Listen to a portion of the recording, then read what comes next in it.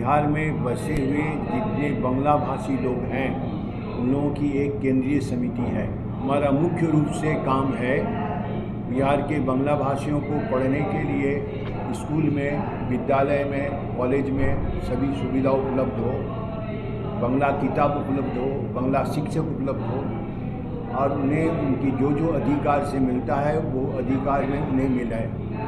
आपको पता होगा बिहार राज्य में बांग्ला भाषी भाषाई अल्पसंख्यक हैं, जिसको भी हमारे कॉन्स्टिट्यूशन के अनुसार भाषाई अल्पसंख्यक को उनके भाषा पढ़ने का शिक्षक, पुस्तक एवं बाकी सब उससे जुड़े हुए चीज़ों उपलब्ध होना चाहिए। ये सरकार की जिम्मेवारी है।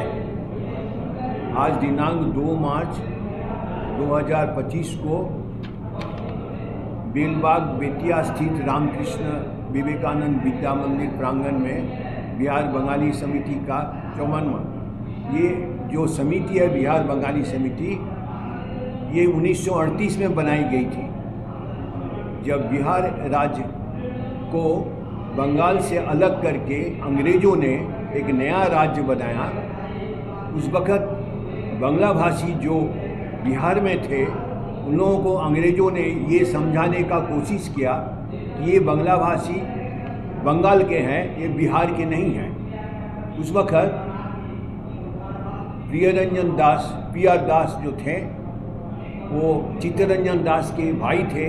वो आए थे पटना में। उस वक्त हाईकोर्ट को, कलकत्ता हाईकोर्ट से पटना हाईकोर्ट बनाया गया था, तो उसके वो जज होकर आए थे। लेकिन जब इस तरह से अंग्रेज़ों ने इस बात को उठाया कि बांग्ला भाषी लोग बिहार के लोग नहीं है, ये बंगाल के हैं और ये परेशान कर रहे हैं, तो उन्होंने अपना जो जज बने थे उनको छोड़कर वो लौट आए और लौट कर आकर बिहार बंगाली समिति बनाया और उन्हें कहा हम लोग बांग्ला भाषी हैं केवल, लेकिन हम बिहार के साथ में हैं। उसी समय बिहार बंगाली समिति की नींव रखी गई थी।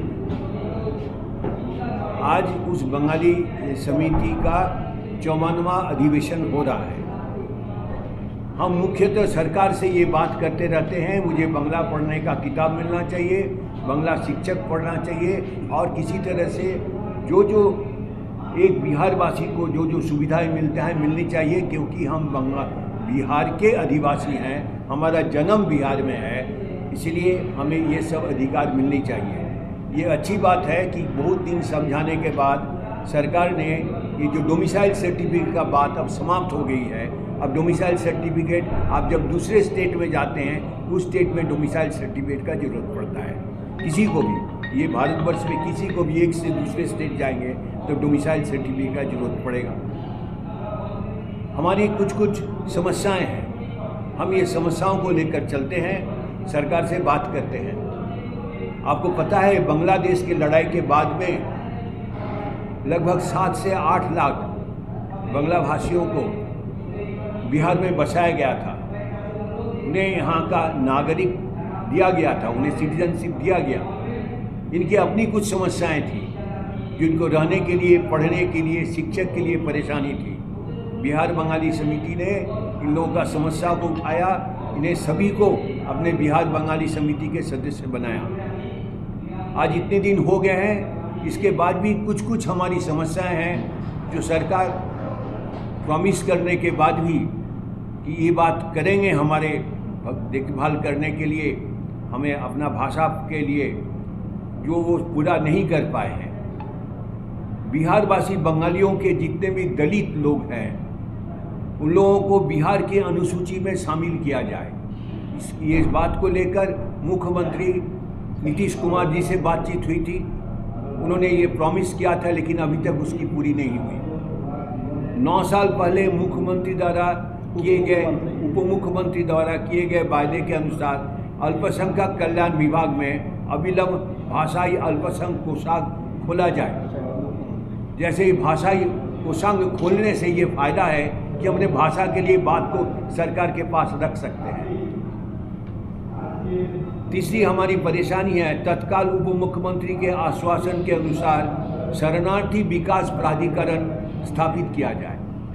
आप जानते हैं सर, विकास प्राधिकरण तैयार करने से उनकी बात को सरकार जल्दी सुनती है, वो बात को समझती है, उनके समस्याओं को सरकार के पास रखा जा सकता है। हम लोगों ने सरकार को समझाया था कि ये जितने हमारे शरणार्थी भाई हैं, इनके काफ़ी समस्याएं हैं, इनको समस्याओं को देखने के लिए, इनके आगे बढ़ाने के लिए एक शरणार्थी विकास प्राधिकरण बनाया जाए।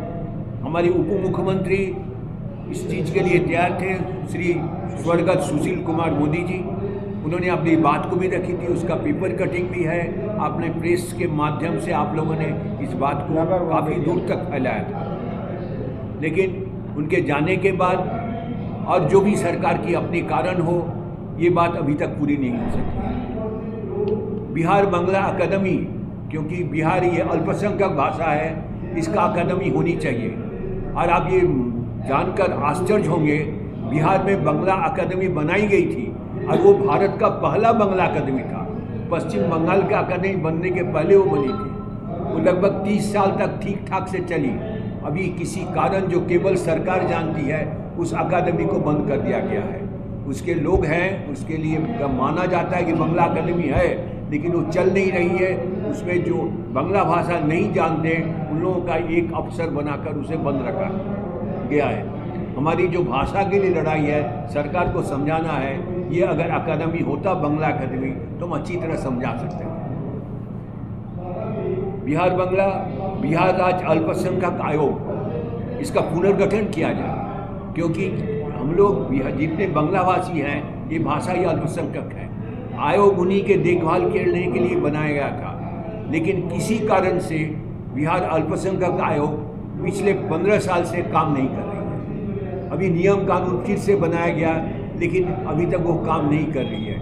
ये आयोग होने से एक माध्यम होता है, जिस वक्त हम आयोग के माध्यम से अपनी समस्याओं को, भाषा की समस्या हो, हमारी जाति की समस्या हो, ये अल्पसंख्यक के अनुसार हम उसे रख सकते थे। आज हम वो रख नहीं पा रहे हैं। विद्यालय एवं महाविद्यालय में बांग्ला पढ़ाने की जिम्मेवारी सरकार को है। हमने वो किताब छापना सरकार बंद कर दी है पिछले 15 साल से। हम किताब को दूसरे जगह से किताब छपवा कर उसको छात्रों को देते हैं, तो शिक्षक की वहाँ पर सिलेक्शन नहीं की जाती है, जिसे शिक्षक नहीं होते हैं। अगर किसी भाषा को हत्या करना कोई अच्छी बात तो है नहीं। अगर शिक्षक नहीं दिया जाए, किताब नहीं दिया जाए, तो वो भाषा समाप्त हो जाएगी। आप कहिए, अगर हमारी भाषा कहीं समाप्त कर दी जाए, तो उसकी पूरे को समाप्त होने की बात हो जाएगी। ये एक गलत काम है। इंटरनेशनली भी किसी तरह भाषा को आप समाप्त नहीं कर सकते। उसके बावजूद पिछले कई सालों से, 8 सालों से बांग्ला किताब नहीं छापी गई है। बांग्ला शिक्षक नहीं है। अब एक मज़ेदार उदाहरण मैं आपको देता हूँ। एमए में बांग्ला पढ़ाई जाती थी पटना यूनिवर्सिटी में। धीरे धीरे टीचर लोग, शिक्षक लोग जो बांग्ला पढ़ाते थे, वो रिटायर कर गए। उसके बाद कुछ लड़के रह गए जो बांग्ला पढ़ाने के लिए उनके टीचर नहीं थे। उनको उर्दू विभाग, हिंदी विभाग किसी में डाल दिया गया। इस तरह कुछ दिन चला। उसके बाद जब नए टीचर वहाँ पर इंटरव्यू हुआ, टीचर ज्वाइन करने आए, तो कहा गया बांग्ला के छात्र नहीं हैं, आप किसको पढ़ाएंगे, इसलिए आप दूसरे किसी भाषा में योगदान कीजिए। उसका छात्र को जब आए वहाँ पढ़ने के लिए, उन्हें कहा गया आपका शिक्षक तो नहीं है, तो अभी बांग्ला कैसे पढ़ाया जाएगा, इसलिए छात्र भी नहीं लिया जा रहा है। ये एक बहुत मज़ेदार कहानी हमारे पटना यूनिवर्सिटी में हो रही है। आम सभा में इस बात को लेकर गुस्सा है कि सरकार वादा खिलाफी किया, क्योंकि 2009-2010 में जबकि यह पार्लियामेंट इलेक्शन होने वाला था, सरकार ने हमारे साथ, हम लोगों ने वोट बायकट किया था और सरकार ने हमें बुलाकर बैठा कर बात किया था। हम सभी बातों को मानेंगे। जो बात आज मैं रख रहा हूँ, उस वक्त भी 2009-2010 में भी ये बात कही गई, लेकिन सरकार ने कहा था आप वोट दे दीजिए। वोट देने के बाद आपकी सभी समस्याएं को, क्योंकि आप अपने लिए कुछ नहीं मांग रहे हैं, ये बदला अपने भाषा के लिए आप मांग रहे हैं, आपके जो जाति प्रमाण पत्र के मांग रहे हैं, ये बात मानी ली जाएगी। हम लोगों ने वोट में अपना अंशग्रहण किया। अंशग्रहण करने के बाद में सरकार जीत गई, लेकिन 2009-2010 में जो वादा हमारे मुख्यमंत्री ने किया था, जो अभी भी हमारे मुख्यमंत्री हैं, वो वादा खिलाफी कहें या वो भूल गए कहें, या आज उसको इम्पोर्टेंस नहीं समझ रहे हैं कहें, वो बात पूरी नहीं हुई। आज हमारे मन में बात फिर भी है कि फिर इलेक्शन हमारे सामने आ रही है। तो उस वक्त हमने रोड में बैठकर हम लोगों ने बैठा था, सभा किया था, सरकार से बात की थी, लेकिन जब हम लोगों ने वोट बायकॉट कहा और वोट बायकॉट होने का 5 दिन पहले, वोट होने का 5 दिन पहले जब बातचीत हो गई तब उन्होंने वोट दिया, उन्होंने जीता। आज लगता है कि लगभग हम वही हालत में पहुंचे हुए हैं। हमारी जो उनके साथ में समस्याएं थी अभी भी है और बात पूरी नहीं हो रही। तो आज हम अपने बातचीत कर रहे हैं कि हम लोगों को क्या करना चाहिए। वोट बायकॉट की बात फिर से करना चाहिए या सरकार के पास जाकर फिर हाथ जोड़ना चाहिए। इसलिए ये आज की मीटिंग हो रही है।